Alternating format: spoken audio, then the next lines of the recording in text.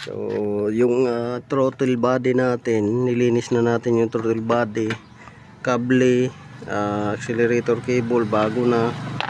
So in-adjust na natin, ganun pa rin bumabalik. So ngayon may nakita tayo dito, baka ito na yung nagiging dahilan. Dahil ang possible doon na lang na magpalya yung injector at saka yung TPS nya.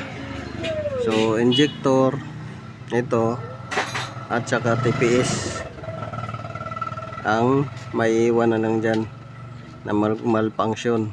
So hindi natin makita kung malfunction to dahil electronic yung injector at saka yung TPS. Pero dito makikita natin sa visual inspection, ito hindi nagsusunog spark plug, pinalawang yung spark plug cap, at saka ignition coil, marupok na yung ano nya, cable.